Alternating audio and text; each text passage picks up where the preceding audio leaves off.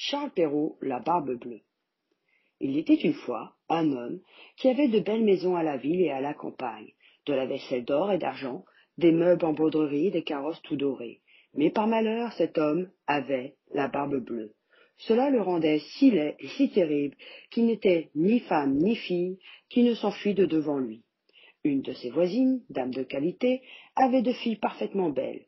Il lui en demanda une en mariage et lui la laissa le choix de celle qu'elle voudrait lui donner.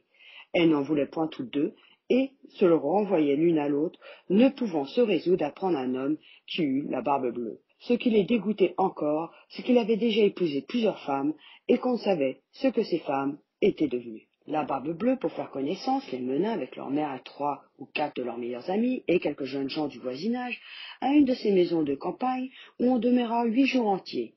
Ce n'était que promenade, que parties de chasse et de pêche, que danses et festins, que collations. On ne dormait point et on passait toute la nuit à se faire des malices les uns aux autres.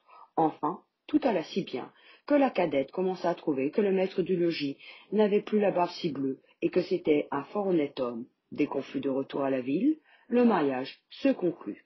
Au bout d'un mois, la barbe bleue dit à sa femme qu'il était obligé de faire un voyage en province, de 6 semaines au moins, pour une affaire de conséquence, qu'il la priait de se bien divertir pendant son absence, qu'elle fît venir ses bonnes amies, qu'elle les menât à la campagne si elle voulait, que partout elle fît bonne chère.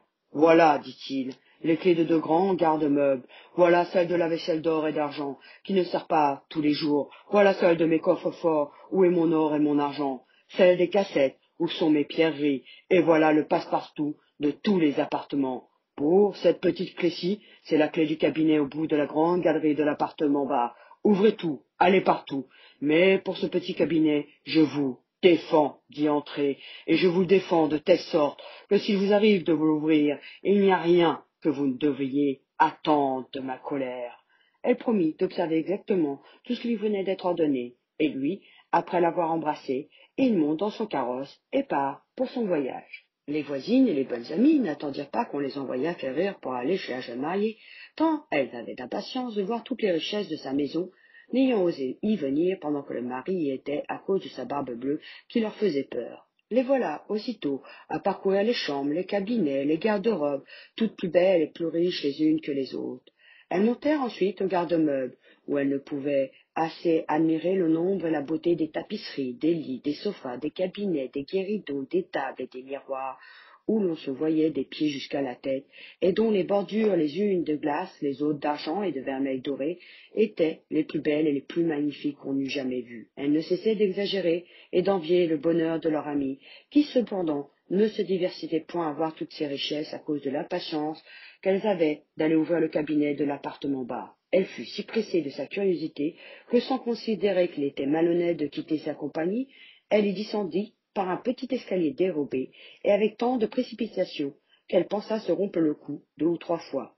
Étant arrivée à la porte du cabinet, elle s'y arrêta quelque temps, songeant à la défense que son mari lui avait faite et considérant qu'il pourrait lui arriver malheur d'avoir été désobéissante. Mais la tentation étant si forte qu'elle ne put la surmonter. Elle prit donc la petite clé et ouvrit en tremblant la porte du cabinet. D'abord, elle ne vit rien, parce que les fenêtres étaient fermées. Après quelques moments, elle commença à voir que le plancher était tout couvert de sang caillé, et que, dans ce sang, se miraient les corps de plusieurs femmes mortes et attachées le long des murs. C'étaient toutes les femmes que la barbe bleue avait épousées et qu'il avait égorgées l'une après l'autre. Elle pensa mourir de peur, et la clé du cabinet qu'elle venait de retirer de la serrure lui tomba de la main. Après avoir un peu repris ses sens, elle ramassa la clé, referma la porte, et monta à sa chambre pour se remettre un peu. Mais elle n'en pouvait venir à bout, tant elle était émue. Ayant remarqué que la clé du cabinet était tachée de sang, elle l'effia 2 ou 3 fois, mais le sang ne s'en allait point. Elle eut beau la laver, et même la frotter avec du sablon et avec du grès, il demeura toujours du sang, car la clé était faite, et il n'y avait pas moyen de la nettoyer tout à fait. Quand on ôtait le sang d'un côté, il revenait de l'autre. La barbe bleue revint de son voyage le soir même, et dit qu'il avait reçu des lettres dans le chemin, qui lui avaient appris que l'affaire pour laquelle il était parti venait d'être terminée à son avantage. Sa femme fit tout ce qu'elle put pour lui témoigner qu'elle était ravie de son prompt retour. Le lendemain, il lui redemanda les clés, et elle lui donna, mais d'une main si tremblante qu'il devina sans peine tout ce qui s'était passé. D'où vient, lui dit-il, que la clé du cabinet n'est point avec les autres? Il faut, dit-elle, que je l'ai laissée là-haut sur ma table. Ne manquez pas, dit la Barbe-Bleue, de me la donner tantôt. Après plusieurs remises, il fallut apporter la clé. La Barbe-Bleue, l'ayant considérée, dit à sa femme: Pourquoi y a-t-il du sang sur cette clé? Je n'en sais rien, répondit la pauvre femme plus pâle que la mort. Vous n'en savez rien, reprit la Barbe-Bleue. Je le sais bien, moi. Vous avez voulu entrer dans le cabinet. Eh bien, madame, vous y entrerez et irez prendre votre place auprès des dames que vous y avez vues. Elle se jeta aux pieds de son mari en pleurant et en lui demandant pardon, avec toutes les marques d'un vrai repentir, de n'avoir pas été obéissante. Elle aurait attendu un rocher, belle et affligée comme elle était, mais la Barbe-Bleue avait le cœur plus dur qu'un rocher. Il faut mourir, madame, lui dit-il, et tout à l'heure. Puisqu'il faut mourir, répondit-elle en le regardant les yeux baignés de larmes, donnez-moi un peu de temps pour prier Dieu. Je vous donne un demi-quart d'heure, reprit la Barbe-Bleue, mais pas un moment davantage. Lorsqu'elle fut seule, elle appela sa sœur et lui dit: Ma sœur Anne, car elle s'appelait ainsi, monte, je te prie, sur le haut de la tour pour voir si mes frères ne viennent point. Ils m'ont promis qu'ils me viendraient voir aujourd'hui, et si tu les vois, fais-leur signe de se hâter. La sœur Anne monta sur le haut de la tour, et la pauvre affligée lui criait de temps en temps: Anne, ma sœur Anne, ne vois-tu rien venir? Et la sœur Anne lui répondait: Je ne vois rien que le soleil qui poudroie et l'herbe qui verdoie. Cependant, la Barbe-Bleue, tenant un grand coutelas à sa main, criait de toute sa force à sa femme: Descends vite, ou je monterai là-haut. Encore un moment, s'il vous plaît, lui répondait sa femme, et aussitôt elle criait très bas: Anne, ma sœur Anne, ne vois-tu rien venir? Et la sœur Anne répondait: Je ne vois rien que le soleil qui poudroie et l'herbe qui verdoie. Descendons vite, criait la Barbe-Bleue, ou je monterai là-haut. Je m'en vais, répondit la femme, et puis elle criait: Anne, ma sœur Anne, ne veux-tu rien venir? Je vois, répondit la sœur Anne, sans grosse poussière qui vient de ce côté-ci. Ce sont mes frères? Hélas non, ma sœur, c'est un troupeau de moutons.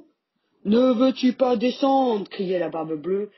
Encore un moment, répondit sa femme, et puis elle criait: Anne, ma sœur Anne, ne vois-tu rien venir?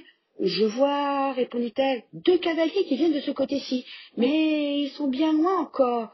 Dieu soit loué, s'écria-t-elle. Un moment après, ce sont que mes frères, je leur fais signe tant que je puis de se hâter. La Barbe-Bleue se mit à crier si fort que toute la maison en trembla. La pauvre femme descendit, et alla se jeter à ses pieds, tout éplorée, tout échevelée. Cela ne sert à rien, dit la Barbe-Bleue, il faut mourir. Puis, la prenant d'une main par les cheveux et de l'autre levant le coutelas en l'air, il allait lui abattre la tête. La pauvre femme, se tournant vers lui et le regardant avec des yeux mourants, le pria de lui donner un petit moment pour se recueillir. Non, non, dit-il, recommande-toi bien à Dieu. Et levant son bras, dans ce moment, on heurta si fort à la porte que la Barbe-Bleue s'arrêta tout court. On ouvrit, et aussitôt, on vit entrer deux cavaliers qui, mettant l'épée à la main, coururent droit à la Barbe-Bleue. Il reconnut que c'étaient les frères de sa femme, l'un dragon et l'autre mousquetaire, de sorte qu'il s'enfuit aussitôt pour se sauver. Mais les deux frères le poursuivirent de si près qu'ils l'attrapèrent avant qu'il pût gagner le perron. Ils lui passèrent leur épée au travers du corps et le laissèrent mort. La pauvre femme était presque aussi morte que son mari et n'avait pas la force de se lever pour embrasser ses frères. Il se trouva que la Barbe-Bleue n'avait point d'héritier et qu'ainsi sa femme demeura maîtresse de tous ses biens. Elle en employa une partie à marier sa sœur Anne avec un gentilhomme dont elle était aimée depuis longtemps, une autre partie à acheter des charges de capitaine à ses deux frères, et le reste à se marier elle-même à un fort honnête homme qui lui fit oublier le mauvais temps qu'elle avait passé avec la Barbe-Bleue. Moralité. La curiosité, malgré tous ses attraits, coûte souvent bien des regrets. On en voit tous les jours 1000 exemples paraître. C'est, n'en déplaise au sexe, un plaisir bien léger. Dès qu'on le prend, il sait d'être, et toujours, il coûte trop cher. Autre moralité. Pour peu qu'on ait l'esprit sensé, et que du monde on sache le grimoire, on voit bientôt que cette histoire est un conte du temps passé. Il n'est plus d'époux si terrible, ni qui demande l'impossible, fût-il malcontent et jaloux. Près de sa femme, on le voit filer doux, et de quelque couleur que sa barbe puisse être, on a peine à juger qui des deux est le maître. Aux petits, moyens, grands kids, et bien sûr aux adultes, merci de m'avoir écouté, et on se retrouve bientôt pour de nouvelles aventures.